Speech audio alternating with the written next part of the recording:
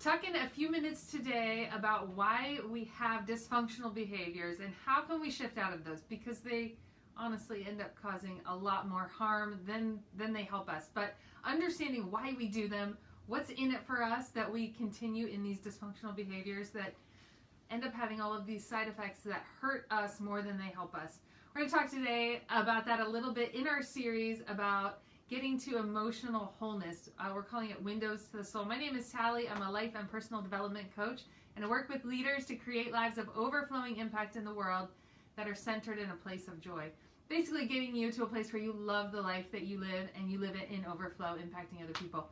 So, talking about emotional wholeness, we are in a series right now where we're looking at the different layers of emotional healing and the things that create this overlay really for us that are stemmed in a wound. So there's some wounding experience that happened to you, some painful experience that happened to you, and what that does is it creates all kinds of layers. Things that you believe about yourself, about the world, about life, things that, so those are like lies that you believe or limiting beliefs that you have.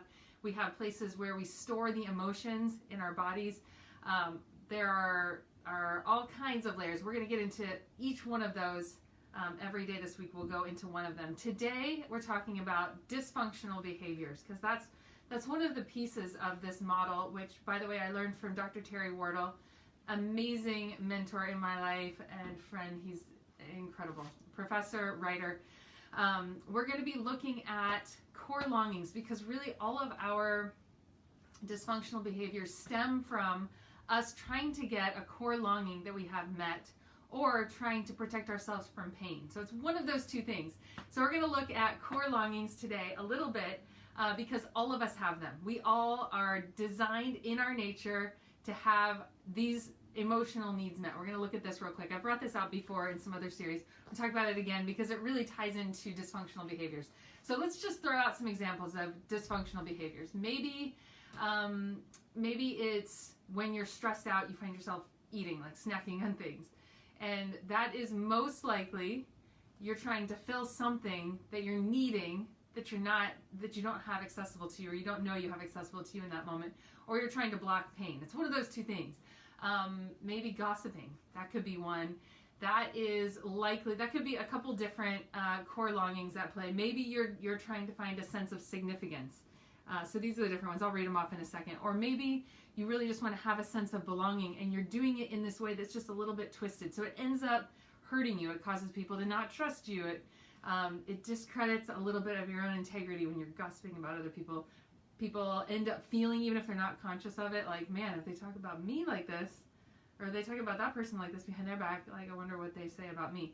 So it erodes trust. But you're trying to have a need met, right? Or maybe you're trying to avoid the pain of looking at yourself, and so talking bad about somebody else makes you feel better about you.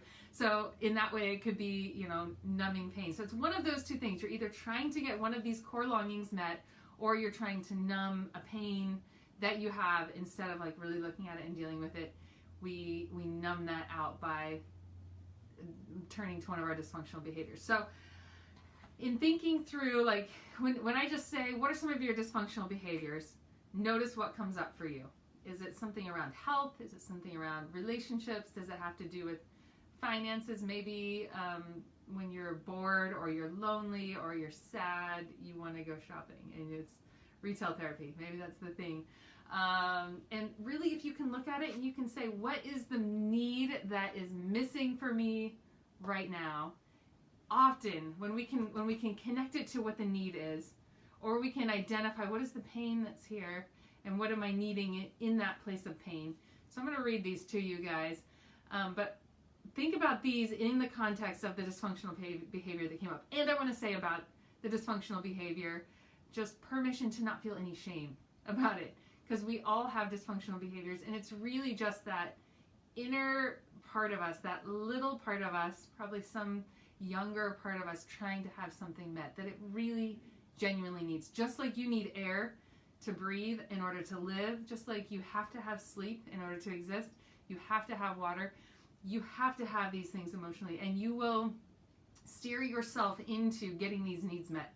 Just like when you're suffocating, you do whatever you need to do to get breath. That's what is going on emotionally for you when you're trying to have some of these met. But the key is identifying what are the dysfunctional behaviors that really are not working for me, and what is underneath them. What is it that I'm trying to have met in my life, so that you can actually give yourself that thing in a very healthy way. So I'm going to read the core longings up to you. And this is desire wheel. Terry has some that I learned in his modality, and I also really like this one from Tony Stoltzfus.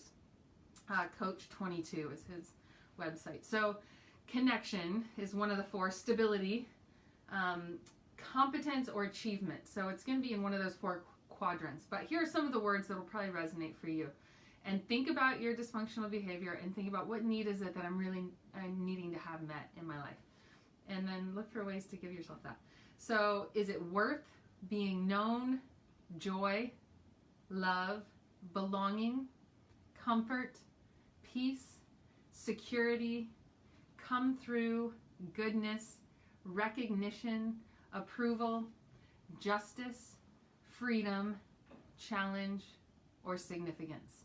So, and it might be multiple things. There are often the dysfunctional behaviors that we lean into get multiple needs met at one time. That's why we go back to them again and again and again. And just to say, there is nothing wrong with you, that you need these things. You have to have them emotionally. The question is what is the most effective way of getting you that thing with the least amount of pain involved? So often our dysfunctional behaviors, they work to some degree, but they end up creating a whole lot of pain for us. These like secondary issues, these side effects really. It's like taking medication for something and it's numbing a symptom, but we're not actually treating the root. And so really you want to go down to the root and give yourself the thing that you are really actually longing for in a way that is really effective. So think about the dysfunctional behavior that's there without shame or judgment of yourself, and then look at the thing that you really need and ask yourself, what would be a really healthy way to have that need met? So think about those things. I would love to hear about it, either in the comments or message me directly. But sending you so much love today. We're going to keep going through these layers of healing because it is powerful. It's been really, really effective and powerful in my life in healing some things I carried around with me that I didn't even know I was carrying around. And then once I had this framework, I was like, it just helped me see life through a completely different lens and much more effective in dealing with things in my life that I had from when I was young and that start to come into my life now. I can catch it a lot faster. So hopefully this is supportive for you. I'm sending you guys so much love and blessings over you today. We'll see you again tomorrow at 1.